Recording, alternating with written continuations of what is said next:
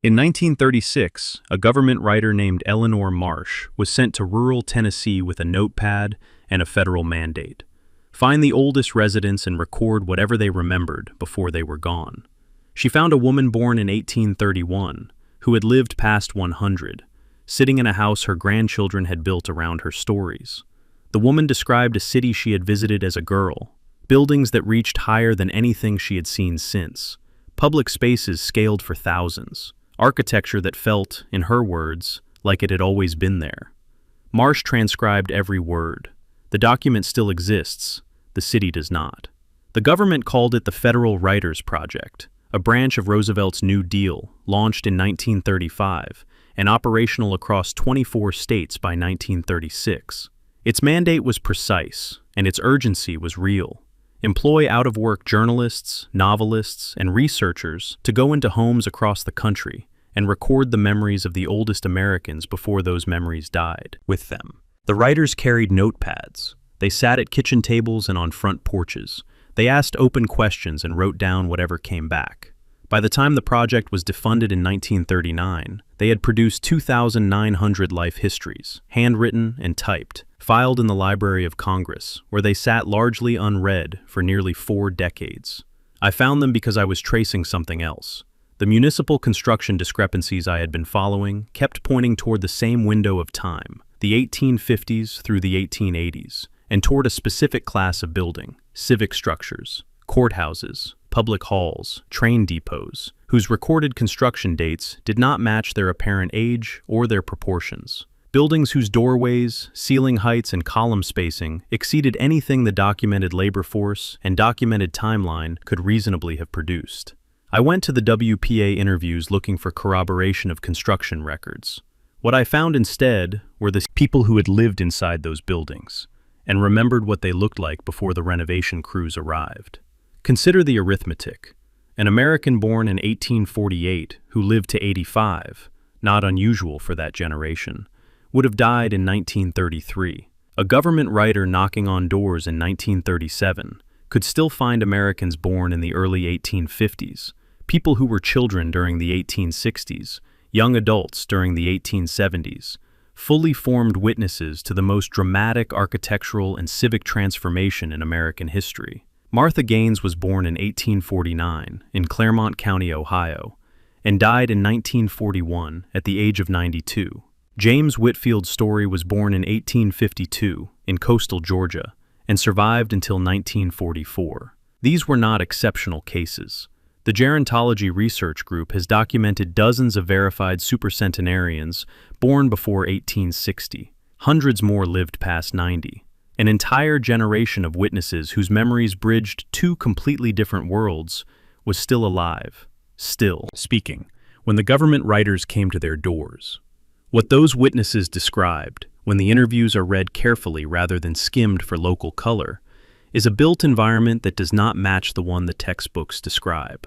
They spoke of courthouses that had always been there, of public buildings in small Midwestern towns whose interiors were larger than any church they had entered, of structures that showed no evidence of recent construction, despite official records insisting they had been built within the witnesses' own lifetimes.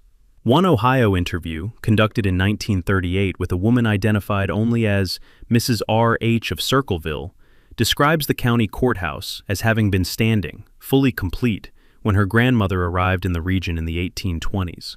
The official record of that courthouse lists its construction date as 1857. Her grandmother arrived in 1822. The Federal Writers Project was defunded before it could complete its work. The 2,900 interviews produced covered 24 states. The remaining 24 states were never systematically canvassed. The witnesses in those states aged through the 1940s and into the 1950s, and what they remembered aged with them, passed across kitchen tables to grandchildren who were told the stories were exaggerations, the confused memories of very old people, not to be taken literally. The grandchildren are now in their 80s and 90s. The kitchen tables are gone. But the 2,900 documents remain in the Library of Congress, and the question they raise is not subtle. If the witnesses in 24 states described buildings that predate their official construction records, what were the witnesses in the other 24 states describing? That question becomes considerably harder to dismiss when you look at what happened to the one federal record that could have answered it. In 1890, the United States conducted the most comprehensive census in its history. For the first time, each household received an individual schedule rather than a single aggregate entry. The census recorded immigration status, naturalization details, English language proficiency, home ownership, mortgage status, and Civil War service. Enumerators documented 62.9 million Americans in unprecedented detail. Every name, every age, every address, every occupation. It was the first census designed to capture not just how many Americans existed, but who they were, where they had come from, and what they remembered of the world before them. It was also the first census in 100 years of American record-keeping, for which the government broke from established protocol and did not require copies to be filed in local offices. Every census from 1790 to 1880 had local backups. County courthouses and state archives held duplicate records as a matter of standard procedure. The 1890 census existed in one location, the basement of the Commerce Department building in Washington, D.C. On January 10, 1921, a fire broke out in that basement. Approximately 25% of the records were destroyed outright. Another 50% suffered serious water and smoke damage. The investigation that followed never determined a definitive cause. Theories ranged from a discarded cigarette to faulty electrical wiring to spontaneous combustion of sawdust from the building's workshop. Reasonable explanations, each of them. Reasonable, except for one detail that researchers have noted since the records were assessed in the early 1920s. The surviving records, perhaps half of them still usable, were moved to a warehouse. For 12 years, nothing happened. No restoration effort was initiated. No program was established to copy or photograph what remained. The records sat in the warehouse while the Americans they documented continued to age and die, while the last witnesses to whatever existed before the transition moved through their 80s and into their 90s, while the oral histories passed from the people who had seen the old world to the grandchildren who had only heard about it. Then, in December 1932, the chief clerk of the Bureau of the Census sent the Librarian of Congress a list of documents scheduled for destruction. The 1890 census was on that list. The librarian was asked to identify any records worth preserving for historical purposes. He identified none. Congress authorized the destruction on February 21, 1933. The following day, February 22nd, President Hoover laid the cornerstone for the National Archives building, the fireproof facility designed specifically to prevent exactly this kind of loss. They destroyed the records one day before beginning construction of the building that would have saved them. Of 62.9 million names, approximately 6,160 survive. The single most detailed record of every American alive during the transition, the people who had built in the old way, or lived inside the old buildings, or remembered the world before the architectural shift, eliminated not by catastrophe, but by sequence, fire, neglect, bureaucratic process, authorized destruction, each step defensible in isolation. Together they form something considerably harder to explain as accident. The WPA interviews point in the same direction. The witnesses who described buildings predating their official construction records were not describing empty fields or simple structures. Several interviews, when cross-referenced with surviving municipal surveys from the 1870s, describe features that appear in those surveys, but not in the official construction records filed afterward. A courthouse described in an 1873 survey of a small Indiana county includes ceiling heights and doorway measurements that match nothing in the 1881 construction documents filed, when the building was officially recorded as newly built. The survey exists. The construction documents exist. They do not describe the same building. One of them is wrong. The witnesses, interviewed 60 years later, describe the building that matches the 1873 survey, not the 1881 documents. This pattern does not appear once. It appears across Ohio, Indiana, Illinois, and Michigan, in counties where the WPA writers happen to find witnesses old enough to remember, in the same decade, in the same architectural category of civic and municipal structures. The simultaneity is the detail that the official explanations cannot absorb. Isolated discrepancies can be attributed to clerical error, to imprecise surveying, to the ordinary confusion of very old memories. But the same discrepancy, in the same class of building, across 4 states, within the same 20-year window, reported independently by witnesses who had no contact with each other and no knowledge of the surveys their memories corroborated.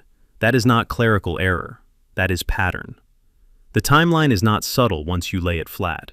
The 1850s and 1860s, the old buildings stand everywhere, documented in surveys, described by witnesses, photographed in the earliest daguerreotypes as structures that appear fully established, weathered, proportioned for something other than the people moving through them. 1871. Fires erupt simultaneously across 3 states in a single night, consuming Chicago, Peshtigo, Holland, and Manistee within hours of each other, destroying 1.2 million acres and erasing entire built environments in regions where the architectural discrepancies had been most concentrated. The National Weather Service confirms the simultaneity. The official explanation is drought, debris, and wind. Reasonable, except that no weather event before or since has produced coordinated urban destruction across that geographic range in that compressed a time frame. 1880s and 1890s. The replacement construction begins, documented carefully, dated precisely, filed in local offices. The new buildings are smaller, the doorways fit us, the ceilings meet our heads with room to spare. 1890. The census captures 62.9 million names, the last comprehensive record of every American alive during the transition. It is stored without backup for the first time in a century of American record-keeping. 1921. The fire. 1933. The authorized destruction. 1936. The WPA scrambles to interview the last witnesses. 1939. The project is defunded. By 1955, the last Americans who saw the old buildings with their own eyes are gone. Not coincidence, pattern. The erasure was not only architectural. Between 1854 and 1929, approximately 250,000 children were loaded onto trains in New York, Boston, and Philadelphia, and transported to rural communities across the Midwest and West. The orphan train movement, organized primarily by the Children's Aid Society, founded in 1853 by Charles Loring Brace, placed children with farming families through what contemporary accounts describe as inspection events, families evaluating children for size and apparent health before selecting the ones they wanted. Less than half of those children were actual orphans. The remainder were children of immigrants, children of the poor, children whose parents could not afford to fight the institutions that removed them. Upon arrival in their new communities, older children were strongly encouraged, and sometimes required, to sever contact with their origins. Names were changed, birthplaces were recorded inaccurately or not recorded at all. Many of those children could not tell their own grandchildren where they had come from because they genuinely did not know. 250,000 Americans, whose connection to their own history was severed by institutional design. In the same decades when the buildings were being replaced and the records were being consolidated, and the census was being stored in a single basement without a copy. There had to have been a woman in nearly every county in America in the early 1950s, born in the late 1850s and living past 90, sitting in a house surrounded by grandchildren who had grown up hearing her stories.